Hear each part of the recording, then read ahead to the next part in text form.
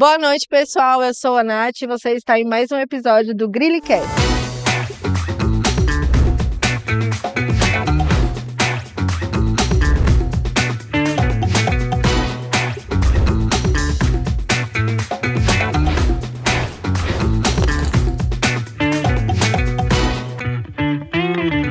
E o tema de hoje é muito especial. Brincar é coisa séria. E eu trouxe duas das minhas professoras que entendem muito sobre o assunto e que são muito boas com as crianças, que são a Flavinha. Boa noite, Flavinha. Boa noite. Boa noite, é um prazer imenso estar aqui. E a Querol. Boa noite, é um prazer estar aqui com vocês. Meninas, primeiro eu queria saber uma coisa, porque comigo aconteceu. Vocês brincavam de ser professoras? Com certeza. Era a brincadeira preferida da minha infância, né? Você já queria ser professora, Sim, já apontava para isso? Sempre quis ser professora. Na rua com os amiguinhos, brincava com os primos, sempre era professora. Então, já tinha certeza que ia ser professora, mesmo passando por muitas coisas antes. Sim, legal. E você, Querol? Eu também, sempre quis ser professora. Se não ia ser professora, eu queria ser babá, mas eu sempre quis cuidar. Eu sempre falei, eu quero cuidar, eu quero cuidar, eu quero cuidar. A infância já estava rodeando ali, né? Eu também brincava de ser professora, eu até passei por outros lugares, mas até as pessoas me empurravam para isso, tipo, por que você não dá aula? Você se dá tão bem com criança. E eu vejo no trabalho de vocês diariamente, e as famílias devem acompanhar por terem seus filhos nas mãos preciosas de vocês, o quanto vocês levam a sério o brincar. Então eu queria começar falando disso, para vocês, o que é o brincar na educação infantil? Bom, para mim o brincar é o mais importante na educação infantil, né? Porque é brincando que eles vivenciam, eles criam, eles imaginam, e isso que vai levar tudo, né, para frente. E para você, Querol, por que brincar? É um momento que eles exploram, né? Exploram o ambiente, exploram os amiguinhos, eles se socializam, aprendem essa parte da socialização mesmo, de dividir, de vamos fazer isso, vamos fazer aquilo, de criar, de imaginar. Porque ali só no livro, às vezes, eles não têm esse contato, né? Assim, esse contato direto. O mais importante é observar e ver o que eles estão fazendo mesmo. E é bonito como eles constroem as relações assim, né? No brincar. E se constrói como pessoa também, né? A gente já começou falando, brincar é coisa muito, muito séria, né? Vocês, o tempo todo que vão planejar, né? Vocês planejam ali a semana de vocês. Vocês param e pensam nisso, assim? Flavinha, como você faz isso, assim? Como você se organiza para que isso não se perca? Sim, então, o planejamento a gente tem, né? Tem que fazer o planejamento, mas a gente sempre tem que deixar flexível, porque a sala de aula é viva, né? Então, a todo momento vão ter questionamentos, então vai sair do nosso planejamento, né? Então, Você isso já é chegou muito normal. por conta de uma escuta, de algo que chamou a atenção, você, vou investir aqui? Sim, muitas vezes. A gente está falando de, por exemplo, Dinossauro. de dinossauro, e aí vai para planta, vai para flor, que vai para o jardim, e aí a gente já vai mudando, porque eles são muito, muito curiosos, né? Então a gente tem que aproveitar esse momento da curiosidade deles para abordar o assunto, porque é o momento que eles estão com a curiosidade aguçada e que aí eles vão absorver melhor, né? Sim. Então a gente tem que mudar também o nosso planejamento, né? Tem que ser bem flexível nessa rotina. E pensando nessa flexibilidade e nesse olhar atento, para você, Querol, como você acha que se dá essas observações? O que você faz com elas? Para que observar? Para que se atentar nos detalhes? Um exemplo que eu tive faz pouquíssimo tempo, eu estava passando uma atividade totalmente diferente e a minha aluna do nada perguntou, por que o grúfalo não tem mãe?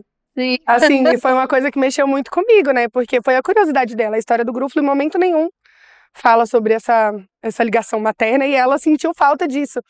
E aí eu já mudei tudo que a gente estava fazendo, então vamos criar a mãe do grúfalo, porque não tem como, você tenta seguir aquilo que foi planejado, mas de você observar o que as crianças estão falando, o que eles estão fazendo, você às vezes não consegue, na maioria das vezes não consegue seguir a risco, assim, o que tem que fazer. E às vezes as famílias olham de fora e não imaginam a complexidade disso, né? De onde a professora tirou isso, meu Deus? E de você parar, é uma escuta muito atenta, né? De olhar aquela pessoinha, assim, eles são indivíduos, né? Como é isso para vocês, assim?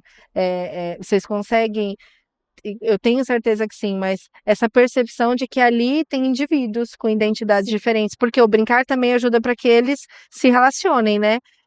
Por isso que a gente brinca intencionalmente.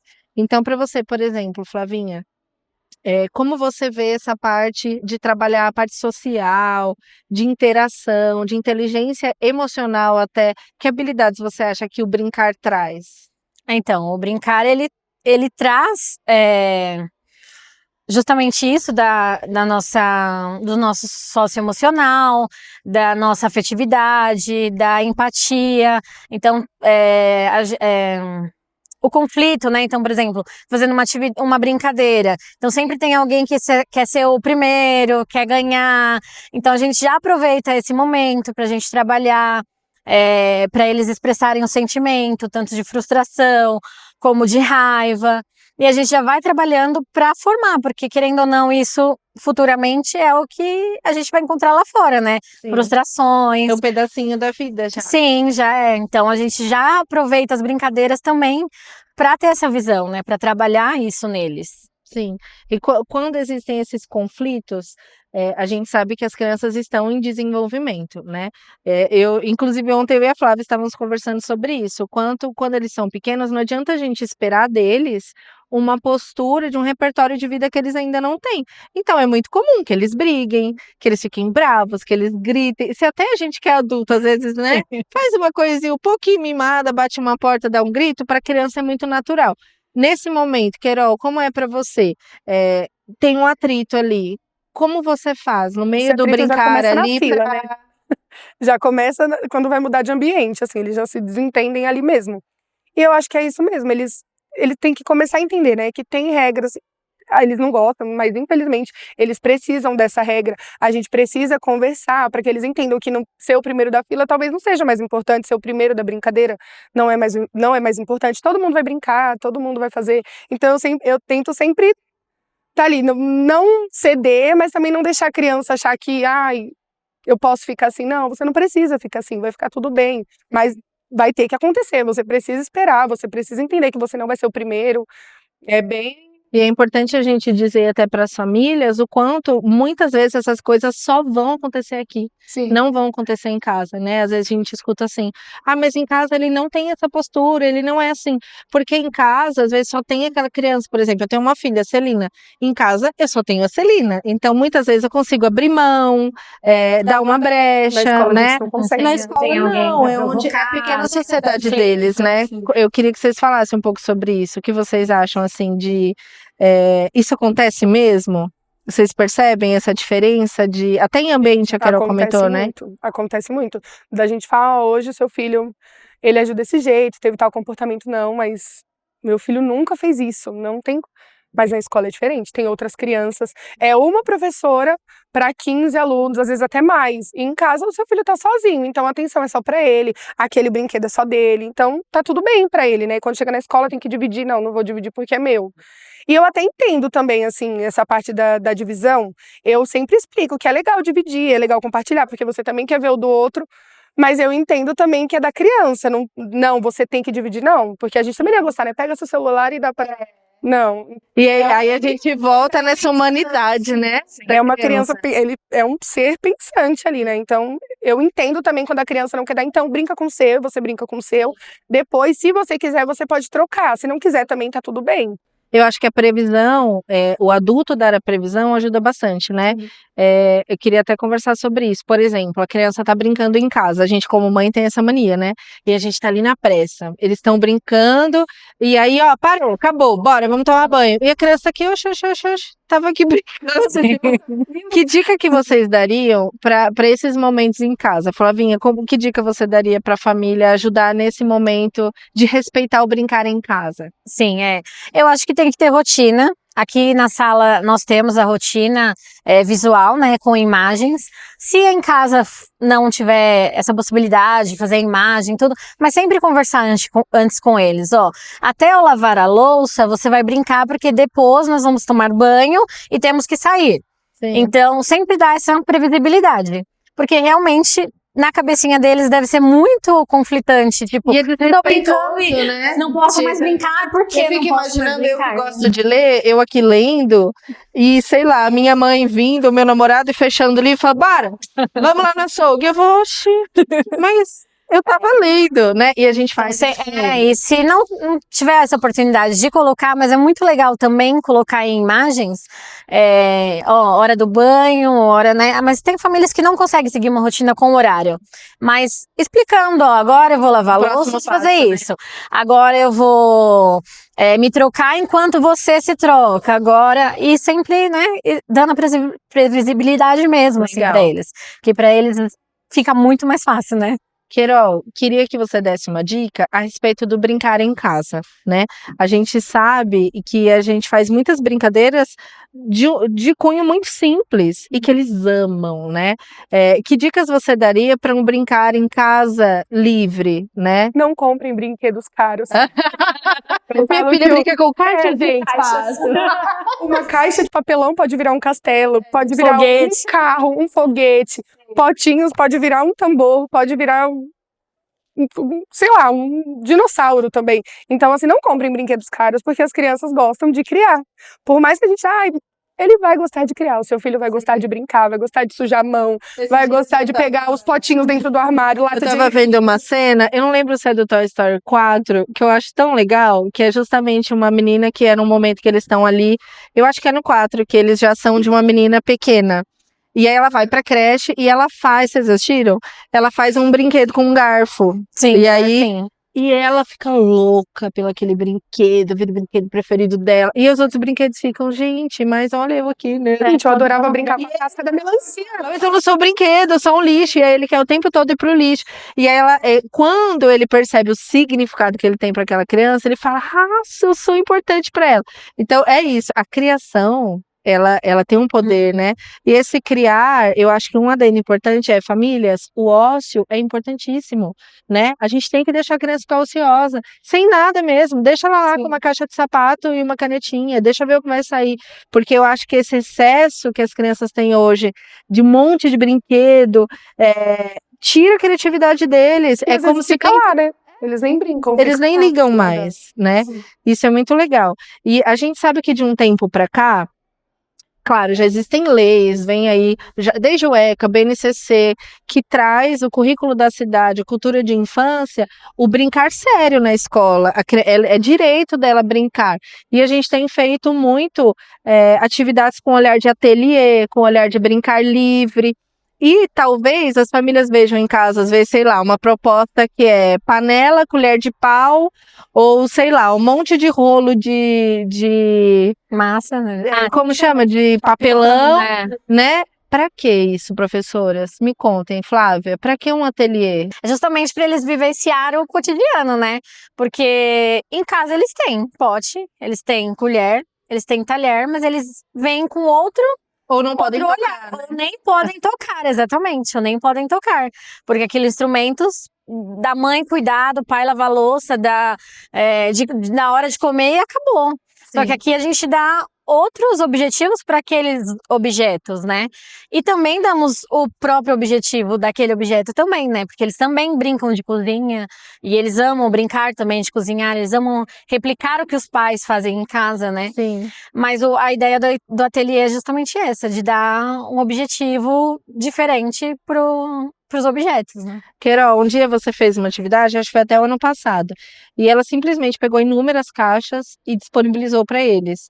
E eu tenho uma memória afetiva com esse dia. E aí eu queria que você me contasse um pouco desse dia, como foi para você. Esse dia, minha sala virou tudo, né? Virou um trem, a gente tava falando, virou uma casa, virou um castelo, virou tudo assim. E eles brincaram muito. E eles saíram daqui todos sujos. Eu falei, meu Deus, é hoje que os pais brincaram.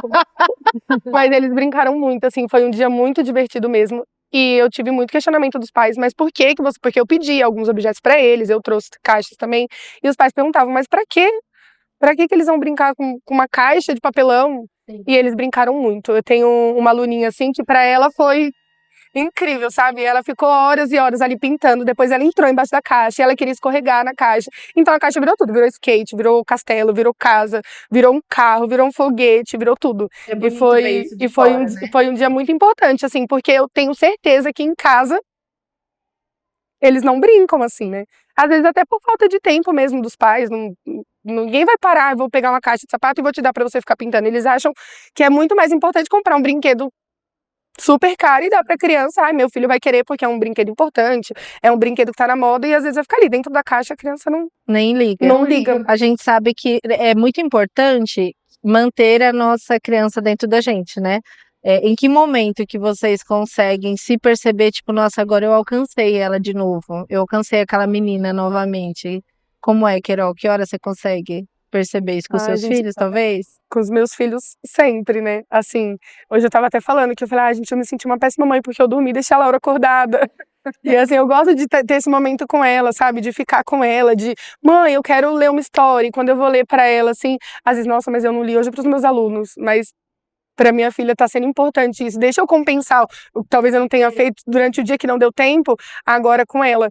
E às vezes eu tô lavando a louça mesmo, né, a Laura? Mãe, vamos brincar de bolha de sabão. Ela ama brincar de bolha de sabão. Ai, filha, agora não dá. Aí eu, não, dá sim, porque a louça pode esperar, minha filha não pode esperar. Sim. Porque eu já tenho um filho quase adolescente, né? Sim. Então eu falo... Já tem vergonha de brincar, né? Ele não quer mais nem beijo. Então eu falo, não, eu tenho que beijar muito. Eu tenho que brincar muito de bolha de sabão com a Laura, porque daqui a pouco ela vai falar, mãe, eu também não quero mais beijo. Sim. E é triste você ver que passou essa infância e você não foi criança junto com a sua criança. Daqui a pouco ele é Porque vocês conseguem atingir muito essa própria criança interior no trabalho, né? Mas e em casa? E pra você, Flavinha, em que momento? Pra mim também, igual ela disse agora, né? Pra mim, sim, estou me realizando muito, assim, na minha filha. E estou tentando trazer brincadeiras de que eu amava muito brincar. Então, eu sempre lembro, nossa, eu adorava brincar disso. E aí eu proponho pra minha filha, e tá sendo muito gostoso, porque ela tá gostando de tudo que eu gostava, assim. Então, é bem gostoso, assim, essa parte do brincar, né? Que legal. E eu também, igual ela, né, como a gente fica longe, né, um período dos filhos, assim, a gente se cobra muito, né? Sim. Do não brincar, porque eu brinco com os meus alunos o tempo inteiro, e aí chego em casa cansada, né? A gente chega uma mãe cansada tem uma culpa, né?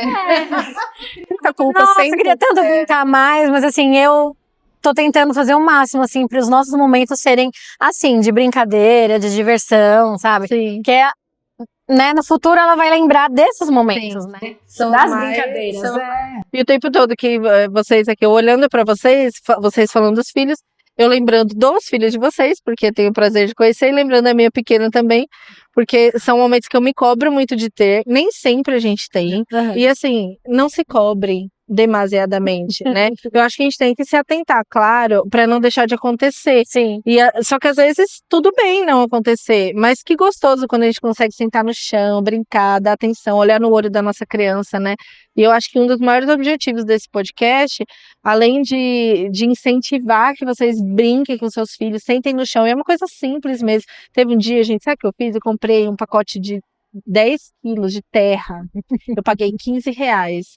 A Celina com certeza amou aquilo e ela pisava, ela fez comidinha. Então assim, às vezes é muito simples, não é um brinquedo de R$200, é a atenção, é o momento. E eu acho que um dos maiores objetivos desse podcast é esse, desse episódio de hoje, mas também de mostrar que a educação infantil vai muito além de uma apostila. A gente tem um material muito rico, muito bom.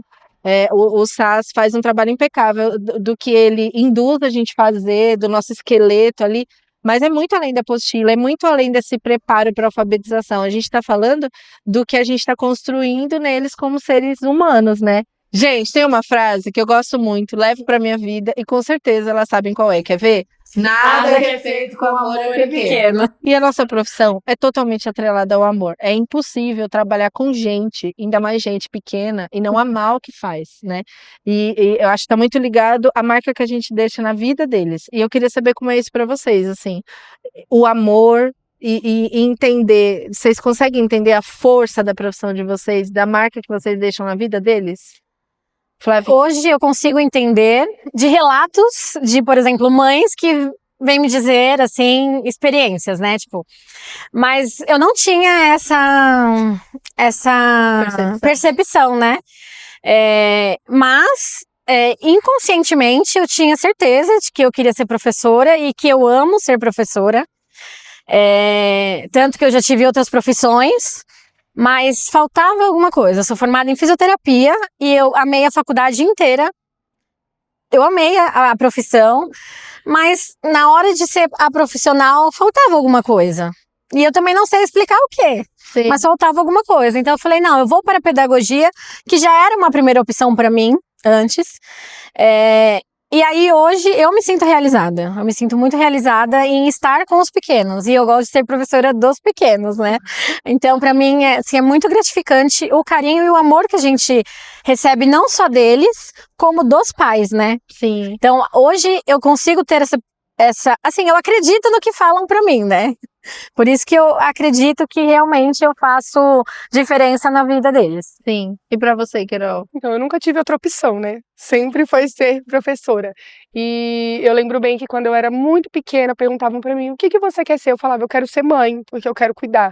Então, acho que esse lado materno, assim, sempre, eu acho que eu nasci com ele, assim, às vezes a gente se estressa, às vezes, ai, não quero mais, a gente cansa, porque nós somos seres humanos também. Eu queria muito que os pais entendessem isso também, que nós somos humanos, não somos professores 24 horas, a gente também erra. É mãe, é filha, A gente é é mãe, amiga. mãe de criancinha, mãe de adolescente, é difícil. De adolescente é mais difícil. É difícil, mas é muito gratificante. Eu falo assim que você olha, às vezes você, ai, meu Deus, hoje não é meu dia. Aí a criança vem, pro, eu te amo. Acaba com você aquilo, sabe? Aí você fala, não, vale a pena. Vale muito a pena, tudo vale muito a pena. O seu esforço, o seu cansaço, você vir de longe. E por trás dos bastidores tem muita entrega. Eu não sei se as famílias conseguem ter uma dimensão dessa entrega. Cada atividade é planejada. Agora, né, no Dia dos Pais, eles recebem um relatório, educação infantil. Isso veio de um ouvido atento, né, de um olhar sensível. E aí é gostoso quando a gente recebe esse retorno das famílias também, sabem? Nos deem esse retorno, muito gostoso para as professoras. Tipo, nossa, Pro, adorei o relatório, que legal. Parece que não, mas esse carinho dá vida para nossa vida, sabe? Dá vitalidade para o nosso trabalho. Então, assim, eu acho que o amor é inegociável na nossa profissão, e eu estou aqui com duas pessoas que eu amo e que eu admiro muito e que amam o que fazem. Então, saibam que vocês fazem muita diferença na nossa escola.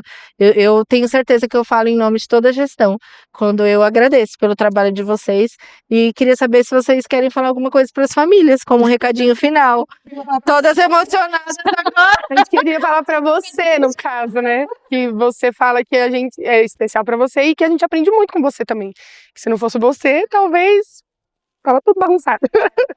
E você nos ajuda muito, você nos inspira muito. Eu falo no geral porque eu acredito que seja no geral mesmo. Eu, pelo menos, eu aprendo muito com você, assim, todos os dias, como professor e como ser humano também. Obrigada. Não, eu também. Eu já aprendia muito mesmo distante, né? Como a gente compartilhava já a profissão, então eu já aprendia muito com você. Mas agora você sendo minha coordenadora, pra mim tá sendo, tipo, o auge, assim, da minha profissão. Estou amando. Obrigada. E agradeço muito, muito, muito essa oportunidade. Vocês viram que tem muito amor aqui, né, gente? Tem amor aqui entre nós e tem amor para vocês também. Muito. E para os filhos de vocês.